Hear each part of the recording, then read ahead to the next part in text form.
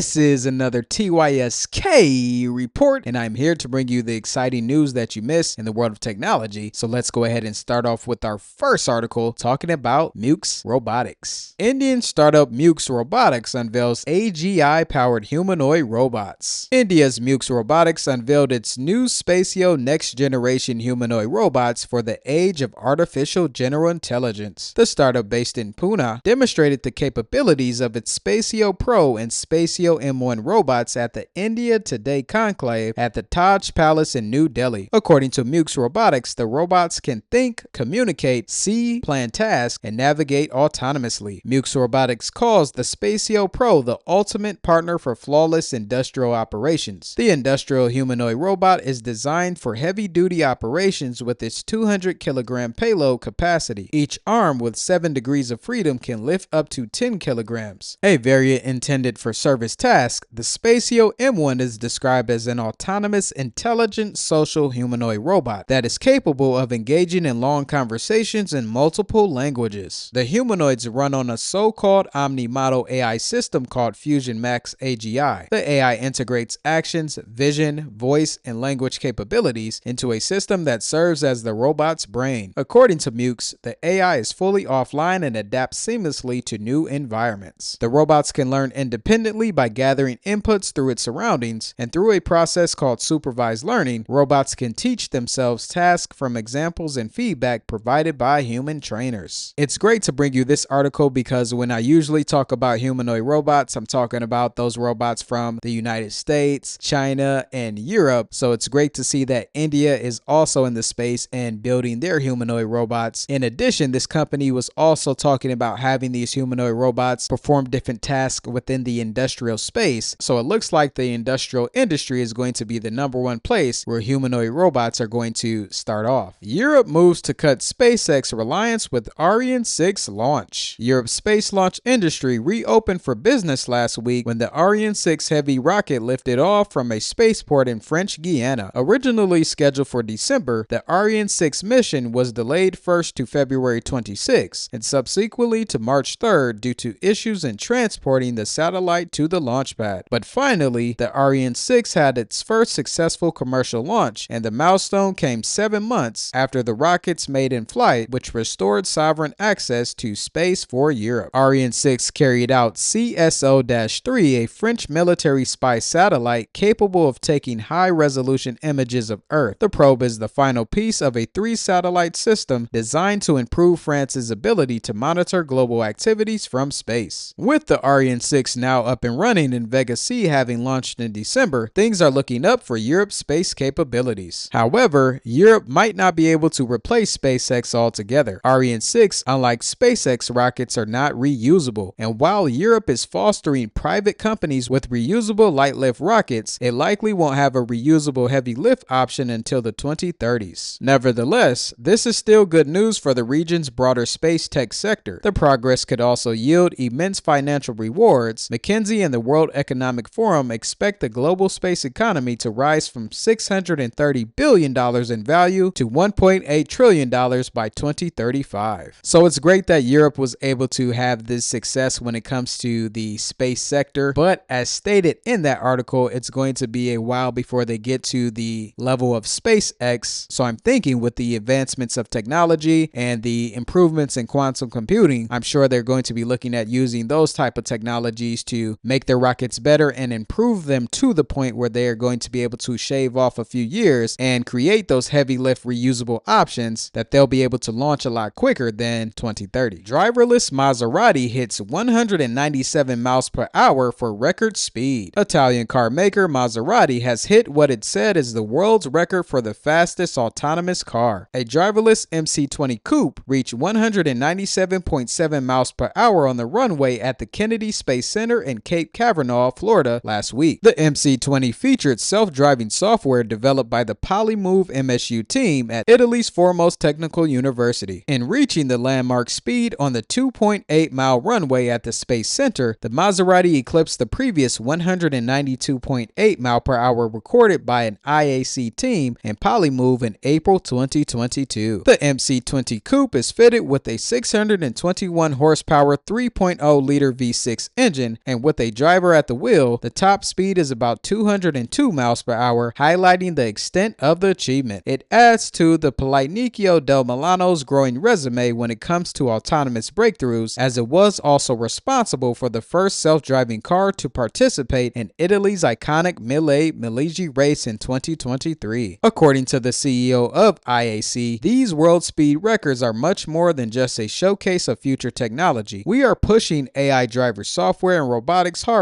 to the absolute edge. Doing so with the streetcar is helping transition the learnings of autonomous racing to enable safe, secure, sustainable, high-speed autonomous mobility on highways. So that statement about high-speed autonomous mobility on highways is going to be very important for those companies who are building these robotaxis out in the world, and I'm sure they would love to have those robotaxis go at faster paces, but they want to make sure that they are safe, not only for the passengers in those vehicles, but also for the people out there on the road who are driving amongst those robotaxis. Also, in reading this article, I was thinking about how one day we could have these autonomous vehicles competing in different competitions such as the Grand Prix or the NASCAR Cup, going against human drivers, and I bet if that were to occur, those would be some sellout events that people would be highly interested in. Infineon teams up with India's CDIL to build chips for light EVs and energy storage solutions. Germany's Infineon Technologies wants a crack at India, and last week it signed a deal to do just that. A new partnership with CDIL Semiconductors will see the pair working together to build chips for electric vehicles and renewable energy systems. CDIL has been around for more than 60 years, and it wants to bring its legacy low-end chip industry into the 21st century, both to develop and export chips to meet the global demand and to serve an evolving domestic market. In India, today's EVs account for just 7 to 8% of the transportation market, including 2, 3, and 4-wheeled vehicles. The country wants to boost that proportion to 30% while also growing other more eco-friendly technologies, for example, taking non-fossil energy generation from 100 gigawatts today to 500 gigawatts by 2030. Infineon said it will supply wafers to CDIL for packaging and assembly at its Mohali facility in Punjab. The final products target light EVs and renewable energy products like solar inverters and energy storage systems. CDIL General Manager Singh stated that the partnership aims to produce MOSFETs, metal oxide semiconductor field effect transistors, which function as electronic switches to control electricity flow in devices ranging from smartphones to electric cars. However, CDIL plans to expand production by using Infineon's wafers to develop IGBTs, insulated gate bipolar transistors, over time. These components regulate high voltage electricity in EVs and renewable energy systems. So that's just some of the latest news when it comes to the electric vehicle space, but specifically connected to India. And if any other information arises, I'll make sure to keep you updated. JJ Keller and PIXO VR to scale workplace immersive training opportunities. Rounding off a busy week from the XR industry, PIXO VR made further strides in bringing VR immersive training solutions to the forefront by collaborating with safety and regulatory compliance solutions provider JJ Keller and Associates to scale and enhance workplace training into the latter's portfolio of training services. The integration of PIXO technology allows JJ Keller to deploy immersive training services with target workplace safety, therefore improving knowledge retention and reducing workplace incidents. The PIXO integration highlights how VR can add further value to vital training procedures. Tom Ditzler explained that the collaboration marks the firm's continuous effort to enhance its highly rated training content by adopting new formats and modalities to improve efficiency and provide the best solutions for their customers. PIXO notes that by integrating its VR training platform into the JJ Keller training portfolio, customers can now access 16 training modules across key training sectors, including workplace safety and health, transportation, and human resources. VR training and full immersion have the prospect of fully investing a trainee into a procedure, in theory allowing the learner to take in and retain more information, readying them for on-site work. This is of notable importance in demand-driven or dangerous environments where safety and operational costs are a high concern. So it looks like immersive VR training is going to continue to be implemented into different industries. It sounds like by having this type of technology available for training for those new employees, it's going to be a more efficient way to help them learn about the job job and learn on the job, giving them the best opportunity to be prepared for the different tasks that they'll have to do on a day-to-day basis. So I'm thinking sometime in the future, this type of technology could become the standard for different industries due to the growth of the implementation of this technology and the positive results that these different companies have had when it comes to their workers being trained within the virtual reality space. Golf Plus tests tracking your real putter using Logitech's MX Ink. Logitech's MX Ink released in September as the first officially supported third-party track controller for an Oculus or Meta headset. It's priced at $130 alone or $170 with the MX Ink well charging dock and supports Quest 3, Quest 3S, and Quest 2. Given that MX Ink has 6 degrees of freedom positional tracking yet weighs less than a third of the Touch Plus controller and is less bulky, some developers are realizing that it's an ideal device to attach to physical objects, including Golf Plus. The startup says the eventual goal is to bring this feature to Golf Plus for customers, but right now it's just a prototype with no timeline for productization. Golf Plus is $30 on the Meta Horizon store for Quest headsets. 3 courses are included and 33 paid DLC courses are also offered, or you can access them all for $10 a month with the Golf Plus Pass. The game has sold over 1.5 million copies so far and has a strong subscriber base of regular players. Waymo One begins autonomous rides in Austin, Texas exclusively through Uber. Starting last week, the fully autonomous Waymo One ride service is available exclusively to customers in Austin, Texas through the Uber app. This news builds upon Waymo's existing partnership with Uber and is a milestone in the robotaxi startup's expansion to new cities around the US. According to Waymo, Uber users who request an Uber X, Uber Comfort, Uber Green, or Uber Comfort Electric will have the opportunity to opt in and match with Waymo's autonomous vehicles when available. Riders who are matched with a Waymo One equipped EV, currently the Jaguar I-Pace, will be able to travel within a 37 square mile footprint around much of Austin, including Hyde Park, downtown, and Montopolis. Through the Uber app, riders will see options to unlock the Waymo One vehicle doors, open the trunk, and begin their ride once they are inside. This rollout stems from a multi-year partnership between Waymo and Uber, and Austin is the first market where Uber is managing and dispatching Waymo vehicles, so it will be an important one to keep an eye on and to see how everything runs and to see how the public will respond. So this is great news for Uber because right now the South by Southwest conference is going on in Austin, Texas, so I'm sure there are going to be lots of conference attendees who are going to want to try this Waymo robotaxi, and this is going to provide great insight for Waymo and Uber to learn about whether people are going to want these robotaxis to take them to different places or if they are going to want the traditional options that Uber has provided for the past few years. So that is just some of the latest news when it comes to the world of technology, and to continue to stay informed, like the video, subscribe, hit that bell to stay notified, and check out these 2 videos right here and stay tuned for the next video.